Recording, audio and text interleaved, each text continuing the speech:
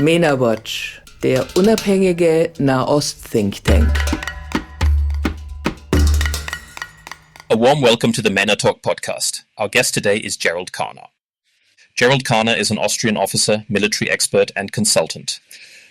He served in the Austrian armed forces until 2006, ultimately holding the rank of brigadier, and today he is both a successful book author and a highly sought-after analyst.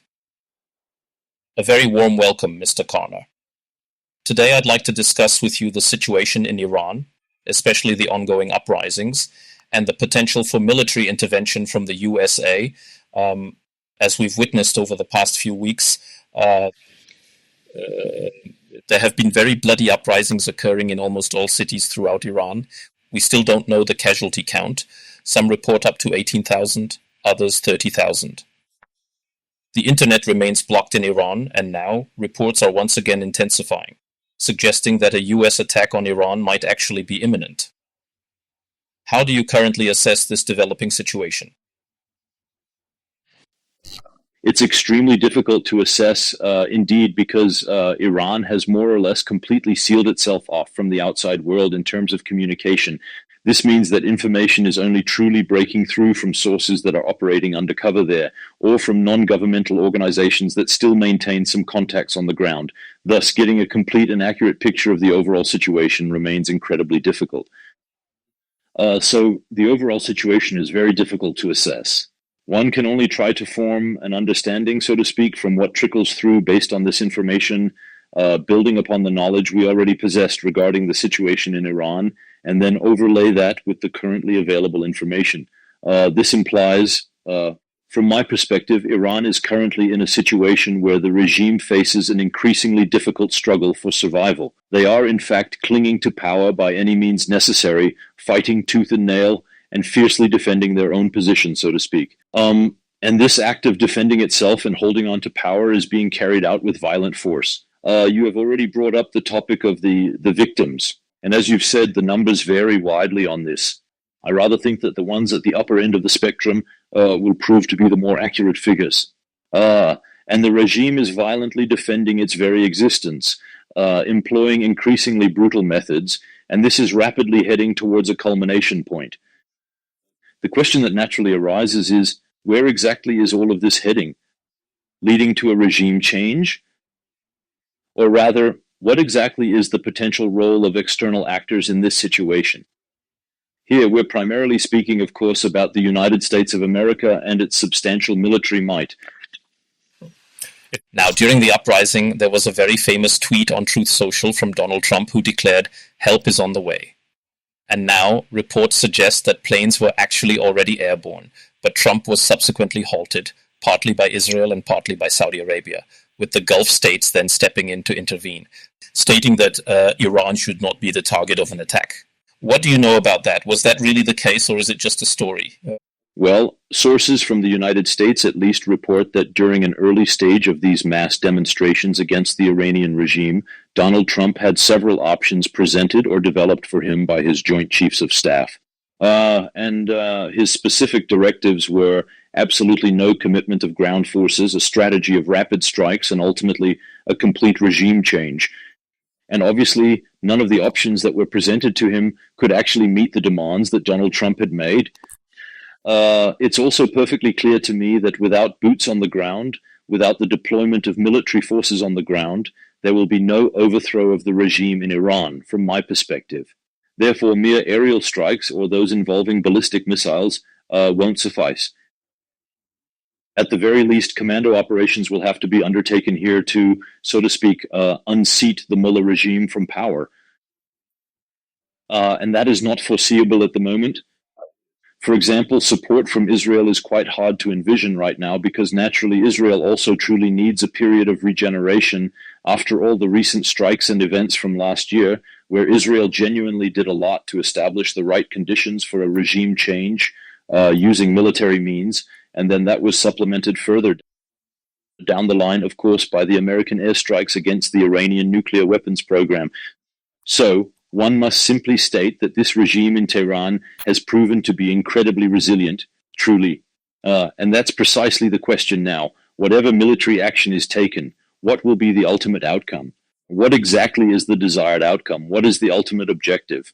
And if I'm talking about regime change, then these aerial assaults or naval attacks, for that matter, just won't cut it on their own. Then I definitely need the deployment of at least some limited form of ground troops. Thus, that particular post on Truth Social was, of course, entirely counterproductive for the United States standing, because it inevitably created expectations among the demonstrators that the U.S. plainly could not fulfill, and specifically could not fulfill predominantly due to military considerations.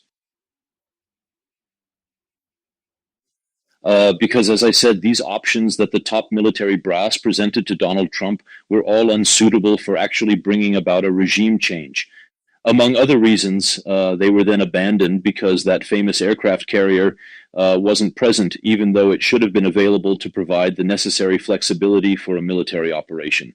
This would ensure that not only pre-programmed targets could be attacked,